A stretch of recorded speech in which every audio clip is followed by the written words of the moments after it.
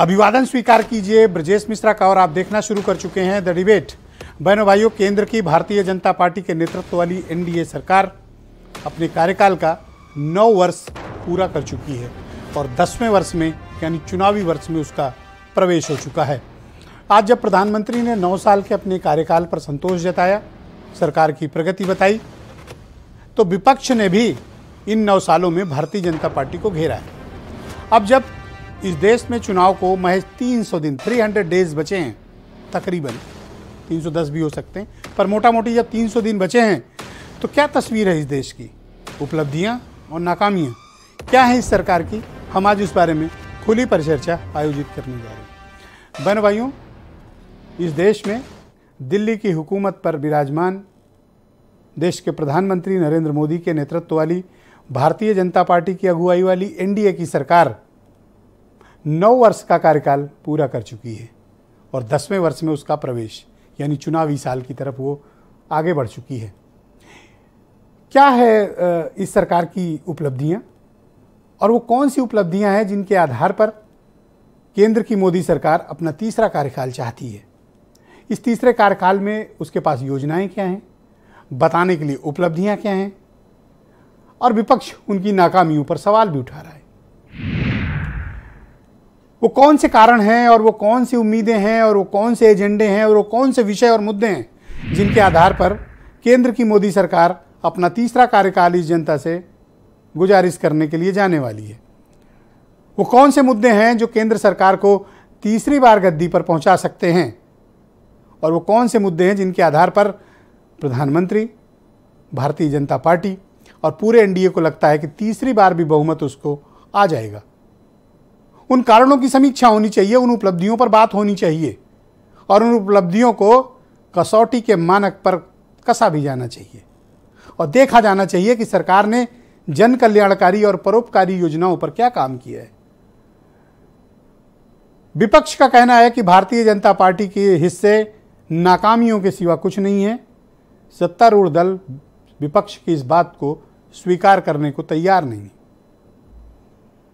अब जब 2024 के चुनाव हैं, तब मुकाबला एक बार फिर आमने सामने होने जा रहा है। जो 2014, 2019 में हुआ था, अब 2024 में सामने है। अब प्रश्न ये उठता है कि बीजेपी को कौन सी खास उपलब्धियां हैं जिनको लेकर जनता के बीच जाने वाली है और पब्लिक से वोट मांगेगी, और विपक्ष के पास उसकी नाकामियों के लिए क्या क्या है। जाहिर सी बात है कि हिमाचल प्रदेश और कर्नाटक में फुल फ्लेजेज गवर्नमेंट गंवाने के बाद अन्य प्रदेशों में हिंदी हार्टलैंड छोड़कर भारतीय जनता पार्टी काफ़ी दबाव में है। लेकिन जैसा मैंने पूर्व की डिबेट में भी ये बात कही, आज उस बात को फिर दोहरा रहा हूँ। भारतीय जनता पार्टी के लिए दिल्ली का रास्ता सिर्फ उत्तर प्रदेश से है। उत्तर प्रदेश की ताकत दिल्ली की ताकत है और भारतीय जनता पार्टी की आत्मा उत्तर प्रदेश है और बीजेपी की राजनीति का पावर हाउस उत्तर प्रदेश है।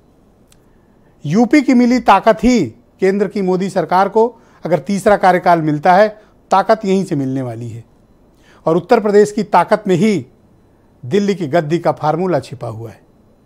क्या भारतीय जनता पार्टी इस फार्मूले को भुनाने में कामयाब होगी? ये फार्मूला जनता के बीच काम करेगा या फिर विपक्ष भारतीय जनता पार्टी को मजबूती से घेरने की कोशिश करेगा? भारत यात्रा का एक पार्ट हो चुका है, भारत यात्रा की दूसरा पार्ट राहुल गांधी जल्द शुरू करेंगे और उत्तर प्रदेश में विपक्ष उतना कमजोर नहीं है जितना कि आकलन किया जा रहा है, या फिर विपक्ष की ऐसी स्थिति नहीं है जो अन्य कई राज्यों में विपक्षी दलों की बीजेपी के सामने है। लिहाजा परफॉर्मेंस का दबाव राजनीतिक रूप से लोकसभा के चुनाव में किसी पार्टी पर है तो परफॉर्मेंस का प्रेशर बहनों भाइयों भारतीय जनता पार्टी पर है। विपक्ष के पास जब गठबंधन करके लड़े थे समाजवादी पार्टी और बीएसपी, तब वो 15 सीटें जीत पाए थे और कांग्रेस के पास 1 सीट, रायबरेली। यानी विपक्ष के हिस्से की जो सीटें हैं उनकी तुलना में आप बीजेपी की देखेंगे, तब जब सपा बसपा का डेडली कॉम्बिनेशन बना हुआ था, तब बीजेपी इस परफॉर्मेंस के साथ आई थी। लेकिन बहनों भाइयों, मैं फिर इस बात को दोहराता हूं आपसे, असेंबली इलेक्शन में वोटर्स का यानी हमारे मतदाताओं का वोटिंग पैटर्न और बिहेवियर बिल्कुल अलग होता है, और पार्लियामेंट में उनका वोटिंग पैटर्न और बिहेवियर बिल्कुल अलग होता है। यही मतदाता हैं, लेकिन मुद्दे, नेतृत्व, हुकूमतें बदलती हैं। इस बात की गारंटी नहीं कि जो लखनऊ के लिए वोट देते हैं वो दिल्ली के लिए नहीं देंगे, जो लखनऊ के लिए नहीं देते वो दिल्ली में देंगे या नहीं देंगे। इस प्रश्न को देखना पड़ेगा, और इसमें छोटे छोटे प्लेयर्स की बहुत की भूमिका होने वाली है। आप उनको हल्के में एकदम ना लें, चाहे वो ओम प्रकाश राजभर हो, चाहे वो संजय निषाद हो, चाहे वो केशवदेव मौर्य ही क्यों ना हो, महान दल वाले, इन सबकी अपनी अपनी भूमिका है। और 2% 3% में उत्तर प्रदेश में बड़ी अधिकांश सीटों में सफाया हो जाता है। लिहाजा हर पार्टी को बहुत ही करीने से अपनी स्ट्रेटजी बना रही है। आप देख रहे होंगे बीजेपी को खास तौर पर, या अपोजिशन भी बीजेपी को कम्पीट करने की कोशिश कर रहा है, लेकिन विपक्ष अलग अलग राह पर है। समाजवादी पार्टी का अलायंस अपनी राह पर है, बीएसपी और कांग्रेस अपनी राह पर है। और अगर पिछले ही असेंबली वाले को ही जोड़ लें वोटिंग परसेंटेज में, तो तकरीबन 15% वोट शेयर तो ये दोनों पार्टियां गवर्न करती हैं, और 15% पे तो राजनीतिक इतिहास क्या, भूगोल भी बदल जाता है। लिहाजा जो आने वाला चुनाव है, ये मुद्दों से ज़्यादा सामाजिक राजनीतिक समीकरण, छोटे बड़े अलायंस पार्टनर्स, सीटों का सही डिस्ट्रीब्यूशन, सही प्रत्याशियों का चयन, सही मुद्दों पर कायम रहना और पूरी ताकत के साथ जनता के बीच अपनी बात पहुंचाना, ये 3-4 चीज़ें होंगी जो 2024 में उत्तर प्रदेश के जो राजनीतिक परिदृश्य हैं उसमें बहनों भाइयों बहुत बड़ी छाप छोड़ने वाले हैं। आज हम इन सारे विषयों को आगे बढ़ाएंगे और इस पर एक गंभीर चर्चा को आयोजित करेंगे। आप कुछ स्टेटमेंट सुन लें। जितनी आपकी सामर्थ्य हो, बहुत सामर्थ्य है, हनुमान जी की तरह आपकी ताकत है। अपनी ताकत को याद करो। आप इसी उत्तर प्रदेश में 73 सांसद और 325 विधायक जिताए थे। सपा, बसपा, कांग्रेस और राष्ट्रीय लोकदल के गठबंधन के बाद भी 51% वोट के साथ 64 सांसद, अब तो 66 हो गए, 66 सांसद जिताए।